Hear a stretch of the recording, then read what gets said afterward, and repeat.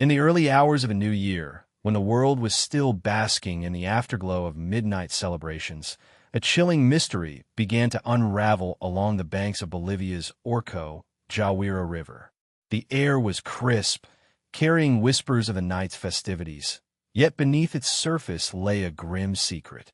For 19 days, the river held its breath, clutching the skeletal remains of a man and a woman, their identities obscured by the relentless flow of water and time. As forensic teams waded into the icy depths, the nation watched, transfixed by the macabre ballet of unanswered questions and unfulfilled lives. Each recovery from those dark waters pulled not just bones to the surface, but a narrative of love, betrayal, and calculated brutality. The battered skulls spoke in silent testament to a violence that was neither random nor impulsive, but a sinister orchestration of fate. Among the reeds and the reeds, the evidence of a crime lay intertwined with the natural world, a testament to human frailty and the shadowy recesses of the mind. What had driven this young couple, from innocent whispers of affection to a violent end, was cloaked in layers of deception, waiting for the light of truth to peel them away, one by one. As the story unfolded, it promised not just a glimpse into the minds of those capable of such horror, but a revelation of the strength found in the love that persisted beyond death's embrace.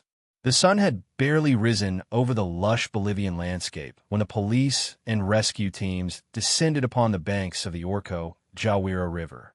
The air was crisp, yet heavy with the anticipatory hush that often precedes the unveiling of secrets long concealed beneath nature's stoic facade.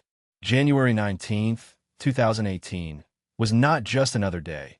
It was a culmination of agonizing weeks where an entire nation watched with bated breath as the search for Carla Bello and Jesus Kisser unfolded. The river, with its sinuous grace, whispered of ancient tales, its waters concealing more than just the skeletons of a young couple. For 19 days, the country had been fixated, their eyes glued to news broadcasts that documented every step of the harrowing search, their hearts tethered to the hope, however faint, that the truth would soon come to light.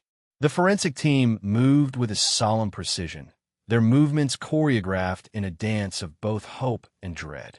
Heavy bags, their contents tightly packed, were gingerly lifted from the water's embrace. As the bags were unsealed, a chilling reality emerged, the skeletal remains of a man and a woman. Bones that had been soaked in the river's cold grasp, stripped of the superficial identifiers that might have easily told their story, a story now complicated by the relentless wearing of time and water. The evidence was grim. Under the thin veneer of mystery lay marks of a life violently ended. The skulls, now silent testimonies, bore the telltale signs of blunt force trauma. It was not a mere accident, nor the careless misstep into watery depths. No, this was a deliberate act, a malice with intent as unyielding as the rocks that lined the riverbed. As investigators worked tirelessly to piece together the skeletal puzzle, the narrative of what had transpired began to take shape. Their efforts were shadowed by the questions that lingered in the chilly morning air. What drove two young lives, once full of promise, to such a tragic conclusion? The answers seemed to hide in the darkness, shrouded in layers of deception and betrayal. Carla and Jesus were more than victims. They were voices silenced in the prime of life, their stories woven with love, responsibility, and dreams of a future together. Childhoods marked by loss had forged them into resilient young adults, each stepping up to fill the void left by their fathers. Carla, the eldest sibling, had embraced her role with a determined grace, her ambitions as an accountant secondary to the needs of her family. Jesus, the only son, had become his mother's confidant and his sister's guardian, shouldering responsibilities with an admirable, yet heavy, nobility. Their paths had crossed in the midst of academic pursuits, blossoming from friendship into a romance built on shared experiences and mutual support. They were not overtaken by the boisterous revelries of youth, but by the quiet contentment found in shared moments and familial bonds. They had plans, marriage, and a life together. Dreams now rendered moot by the cruel hand of fate. The night of December 31st, 2017, had been like any other, filled with laughter, friends, and the jubilant promise of a new year. But in the early hours of January 1st, as the city of La Paz celebrated, a sinister undercurrent was pulling Carla and Jesus into its grasp. Digital trails, now cold and clinical, painted the picture of their last hours. A picture punctuated by a final, foreboding message sent to loved ones. Words of affection that, at the time, seemed peculiar, now resonated with a haunting finality. As the hours unraveled without word from the couple, their family's concern escalated into panic, compounded by the uncharacteristic absence from a nephew's birthday, events from which they never strayed. The initial investigation into their disappearance was met with resistance, a frustrating dance with a nightclub's reluctant proprietors and the bureaucratic red tape that often stymies swift justice. With each passing day, hope dimmed. The search for truth became a race against time and memory, stretching across the digital realm as detectives traced the electronic echoes of Carla and Jesus' phones. This quest for answers led them through a haze of disconnected calls and shifting narratives, a tapestry of deceit woven by those who had crossed the couple's path that fateful night. The revelation of their fates emerged not as a clear picture, but as a mosaic of heartbreak and betrayal, one that highlighted the fragility of trust and the devastating impact of human callousness. As the pieces slowly came together, they told a story not just of a crime, but of the ephemeral nature of life and love, a stark reminder of how quickly the beautiful can be eclipsed by the tragic. The Orco Jahwira River, with its languid, murky waters, had become a silent witness to unspeakable acts. The search for Carla Bello and Jesus Kinisara, which had gripped Bolivia, culminated here in an eerie dance between nature and the macabre. January 19th, 2018, marked the end of a 19-day pursuit, an agonizing period where hope flickered like a guttering candle in the wind. It was as though the river itself held its breath, the banks lined with onlookers whose eyes scanned the waters, waiting, dreading. The scene was surreal. Police and rescue teams moved with a solemn urgency, their presence marked by the stark contrast of uniforms against the natural backdrop. The air was heavy with anticipation and grief, a palpable tension that seemed to seep into every breath taken by those present. As forensic inspectors began their grim task, the crowd fell silent, the only sound the gentle lapping of water against the riverbank, a rhythmic reminder of the inevitability of time and tide. One by one, straw bags were pulled from the depths, their contents, once obscured by the river's murk, now laid bare under the harsh scrutiny of daylight. Inside, the skeletal remains of a man and a woman emerged, a testament to the cruelty of their demise. Time and water had conspired against them, making visual identification a near impossibility. The river had not been kind. Its currents had scoured away the markers of identity, leaving only a forensic puzzle for the living to solve. The skeletons bore silent witness to a violent end. Both victims showed signs of severe cranial trauma, the kind inflicted with deliberate and unrelenting force. It was a sobering reminder of the brutality humans are capable of, murder executed with ruthless efficiency, victims disposed of as though they were nothing more than refuse. The waterlogged remains were a testament to the killer's intent, a chilling commentary on their view of life and death. For the families of Carla and Jesus, the discovery was both a relief and a nightmare. The uncertainty of their loved ones' fates was finally laid to rest, but the reality of their loss now took on a tangible form. There would be no more waiting by the phone for news, no more desperate hope clinging to every small clue. Now, there was only the cold, hard truth of what had been done to them.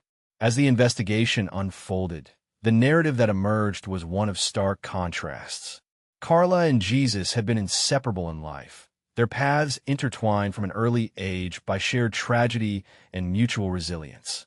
Both had lost their fathers in 2003, a parallel that shaped their families and, subsequently, their futures.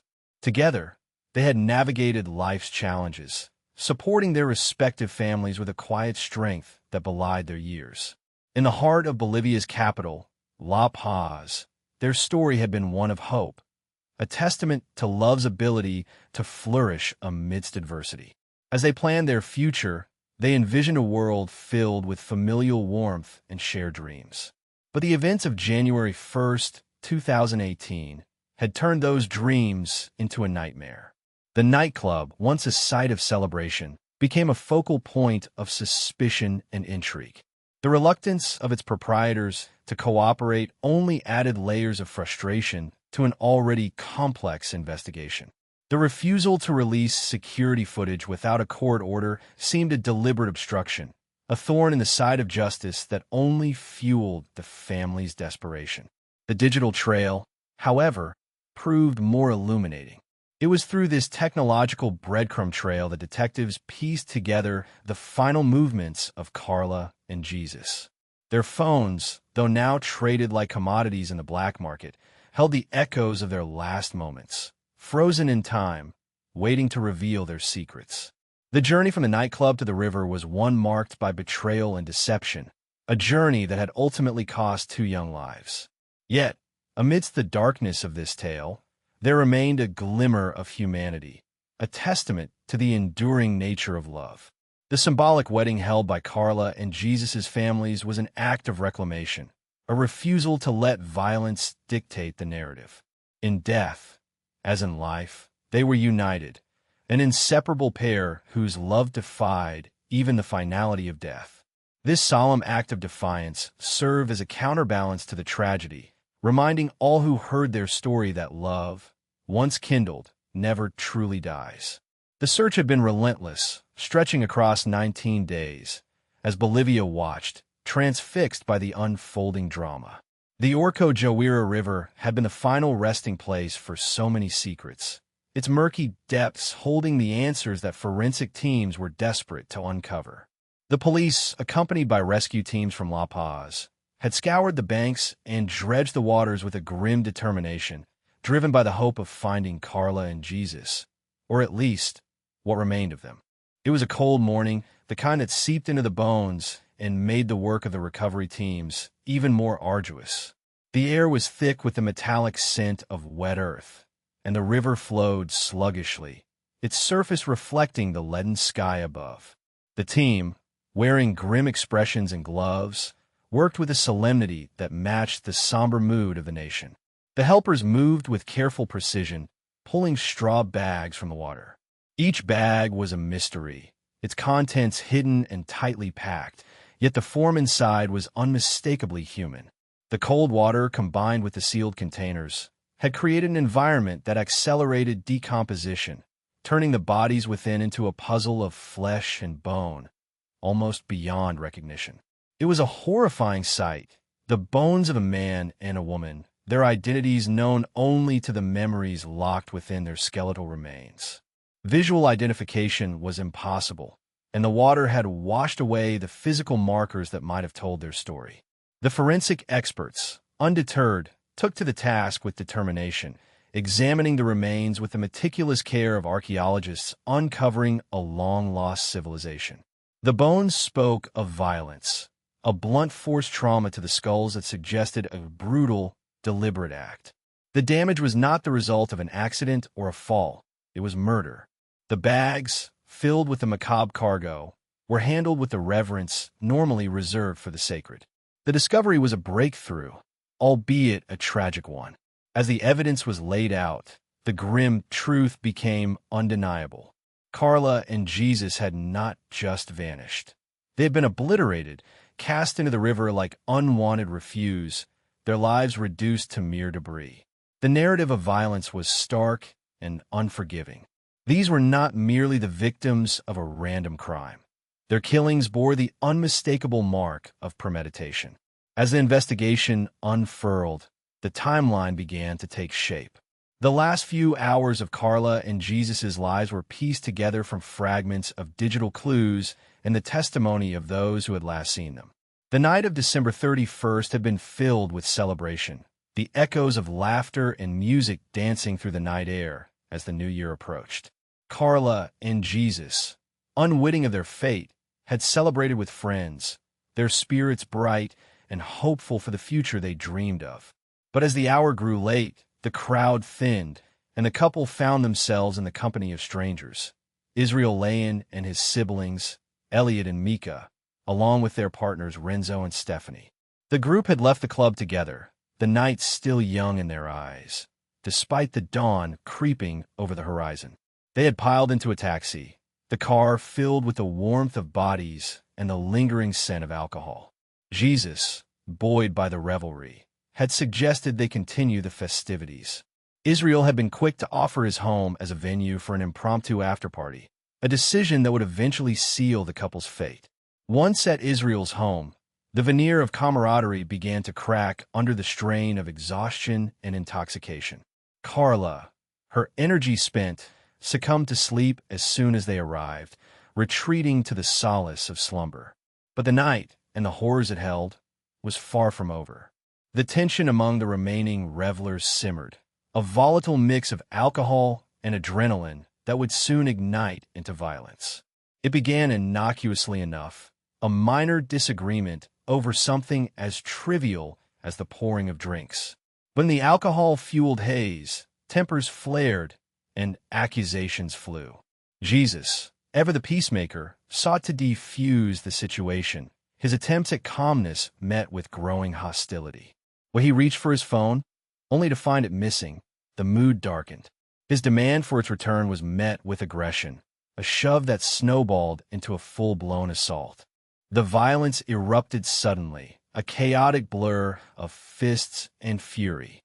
Israel and Elliot, joined by Renzo, descended upon Jesus with a savage intensity, their blows raining down in a relentless barrage. The sound of the attack reverberated through the house, a grim symphony of thuds and cries that roused Israel from his stupor. Yet, instead of intervening, he joined his brother, turning the attack into a brutal, one-sided fight. Michaela and Stephanie, present but passive, chose flight over fight, slipping out with the pretense of fetching supplies. Their departure left Carla and Jesus defenseless, at the mercy of their assailants. The men turned their attention to Carla, her unconscious state offering no resistance as they dragged her into the fray. The violence escalated, the room a blur of motion and malevolence. Jesus, bloodied and battered, regained consciousness just long enough to witness the horror unfolding before him. Summoning the last of his strength, he attempted to shield Carla, his protective instinct overriding the pain that coursed through his body. It was an act of love, of defiance, a futile stand against the inevitable. The response was swift and merciless. A heavy metal pipe, wielded with lethal intent, struck Jesus down, the blow extinguishing his life in an instant. With Jesus silenced, the attackers turned their focus back to Carla. The metal pipe raised once more to seal her fate. The room fell silent as the violence ceased, the air thick with the finality of death. In the aftermath, the killers paused, their breaths mingling with the quiet, their thoughts turning to the grim task of concealing their crime. For 2 days, they lived among the dead, their indifference a chilling testament to their depravity. They ate and slept, with their victims mere feet away, hidden yet present, a grotesque reminder of their monstrous actions. When the time came to dispose of the bodies, they did so with cold calculation, wrapping them in sacks and carrying them to the river under the cover of darkness. It was a carefully executed plan, designed to erase the evidence of their brutality from the world. As the river claimed the bodies, the hopes of finding Carla and Jesus alive were dashed. But their story, though tragic, was not forgotten. The investigation pressed on, driven by the need for justice and the relentless pursuit of those responsible. The discovery of the bodies, though grim, provided the catalyst needed to bring their killers to account. In the quiet of the courtroom, as justice was meted out, the memory of Carla and Jesus stood as a testament to love's endurance, a defiance against the darkness that had sought to consume them.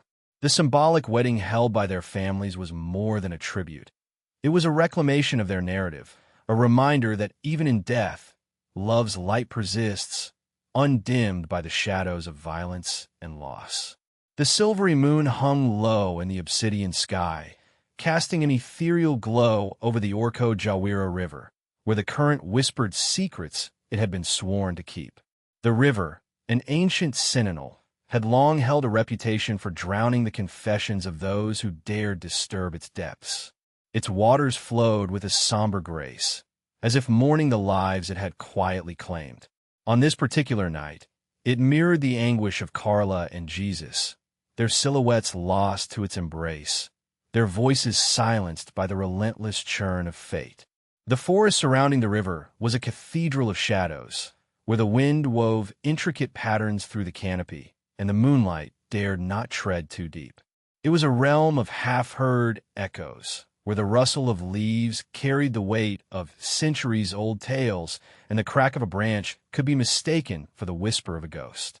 The air was thick with the scent of damp earth and the faintest trace of decay, a reminder of nature's ceaseless cycle of life and death.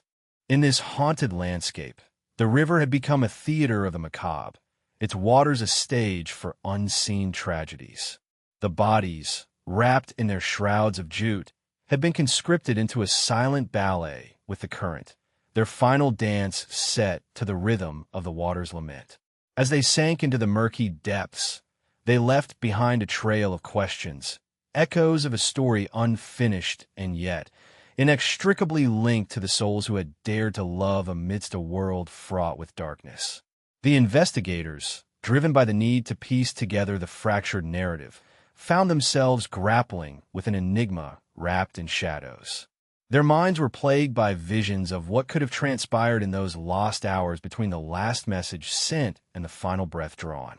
Each forensic detail, a fragment of bone, a trace of blood, was a whisper of the violence that had been meted out, yet the river, ever loyal to its silent oath, refused to divulge the full story. As the searchlights panned over the water's surface, the air seemed to vibrate with the unyielding tension of unresolved justice.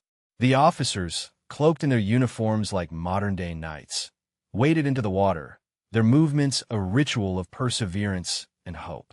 But nature, with its implacable will, had already begun its work, dissolving the human form back into the elements, blurring the lines between victim and earth. In the courtroom, where justice sought to illuminate the murkiness of human cruelty, Carla and Jesus stood as specters of love, their memory woven into the fabric of the proceedings. Their story was a canvas upon which the court attempted to paint a portrait of justice. Yet it was the invisible threads, the whispers of what might have been, that truly loomed large.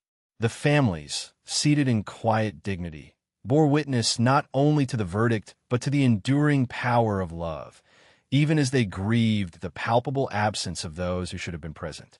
The symbolic wedding, a defiant act of remembrance, took place beneath a sky heavy with stars that blinked like distant, knowing eyes. It was a ceremony that transcended the earthly plane, for in this sacred rite, Carla and Jesus were united in a bond that death had sought to sever but could never truly break. The vows spoken were cast into the wind, carried beyond the river's reach, beyond the confines of grief, into a realm where love's light infinitely persisted. As the last echoes of the wedding faded into the night, the river continued its eternal journey, its secrets untouched by time. In its depths, the story of Carla and Jesus lived on, a testament not just to the crime that had claimed them, but to the luminous strength of love that endures, undimmed by violence, unbroken by death, forever part of the river's endless song. In the dim, chaotic corridors of history's most chilling crimes, the tale of Carla Bello and Jesus Kinisara emerges as a desolate beacon of humanity's most reprehensible potential. This narrative, so engulfed in tragedy and betrayal, demands a scrutinizing gaze not just upon the actions committed, but the profound moral chasm they reveal within the human soul. The gruesome saga began to unfold on that dark January morning in 2018, beneath a Bolivian sky that bore silent witness to an unimaginable horror. The very air seemed to recoil from the malevolent acts that had transpired, leaving an indelible stain on the community of La Paz, a wound that would fester far beyond the geographical confines of the river where the bodies were discarded like refuse. The Orco Jahwira River, once a tranquil symbol of natural beauty, became an unwitting accomplice to the heinous deeds of the human monsters who desecrated its shores. Its waters, once pure, now carried the secrets of a crime so vile, it defied the imagination. The river's eternal flow became a lament, a dirge for the lives it silently cradled within its murky depths, while the rest of the world went about its oblivious existence. And therein lies a grave moral indictment, not only of those who carried out the murders, but of the societal apathy that allowed such darkness to flourish unchecked. The perpetrators, Elliot and Israel Layan, Renzo Caceres, and their accomplices, operated under no pretense of remorse or humanity. Their actions, meticulously calculated and executed, epitomize a moral depravity that chills the blood. These individuals, once mere faces in a crowd, chose to abandon their humanity for senseless violence, trading compassion for cruelty. It is a haunting reality that human beings, capable of such profound love and kindness, can also harbor the capacity for unimaginable evil. The casual nature with which they return to their daily routines, unbothered by the fresh stain of death upon their hands, speaks volumes of their moral vacuity. The night when Carla and Jesus entered the Plana Baja Club, buoyed by the simple desire to celebrate and embrace life, they could never have foreseen the betrayal that awaited them. It was a place where music and laughter should have been the only echoes, not the sinister plotting of predators who would turn joy into terror. Their descent from the club into the clutches of their murderers marks a harrowing transition from innocence to betrayal, a fall orchestrated by those whose moral compasses had long ceased to function. The subsequent investigation exposed not only the brutality of the acts themselves, but the insidious network of enablers and opportunists who sought to profit from the couple's tragic fate. The stolen phones, a minor detail in the grand scheme of the crime, became a symbol of greed and indifference that pervades our societies. Each exchange of hands from thief to vendor, each whisper of denial and evasion, compounded the tragedy, diminishing the humanity of all involved. This web of complicity underscores a chilling reality. Evil does not exist in isolation. It requires the silent nods and complicit shrugs of those willing to turn a blind eye to suffering. As the authorities pieced together this grim puzzle, the nation was forced to confront the yawning moral void within its midst. The ensuing trial, though it sought justice, could not erase the agony inflicted upon the families of Carla and Jesus. The courtroom, charged with the weight of their collective grief, became a theater of retribution that, despite its best efforts, could never truly balance the scales of justice. For can any sentence, however harsh, ever truly compensate for lives so violently extinguished? The law, bound by its limitations, delivered a semblance of justice, yet the moral debt remains unpaid, a debt not only of the perpetrators, but of a society that failed to protect its own. In their symbolic wedding, a gesture laden with love and defiance, Carla and Jesus' families reclaimed a narrative stolen by violence. It was a poignant stand against the darkness that sought to consume them, a reminder that love, even in death, can transcend the vilest of human actions. Yet, as the river continues its endless journey, the moral implications of this tragedy persist, urging us to reflect, to question, and, hopefully, to change. This story, steeped in sorrow and marred by betrayal, demands more than remembrance. It cries out for a world where such darkness can no longer hide. The courtroom, heavy with anticipation, now stood emptied, leaving behind an echo of justice that reverberated with more questions than answers. The walls, once witnesses to the legal ballet of arguments and judgments, now held a solemn silence. Outside, a chill wind swept through the city streets, a stark reminder of the harsh reality that had unfolded, a tale etched into memory with a permanence as cold as the grave. Families, bound by shared grief, lingered on the courthouse steps, their faces framed by the fading light, each shadowed line telling stories of anguish, resilience, and unyielding love. Hearts ached with the weight of a justice imperfect, yet the world marched relentlessly onward. Amidst the bustling city's indifference, the memory of Carla and Jesus served as a poignant testament to human fragility, urging an unending battle against the shadows lurking within society's folds. Their love, immortalized through tears and whispered prayers, resisted oblivion, standing as a defiant beacon in the darkness, a call to cherish, protect, and remember.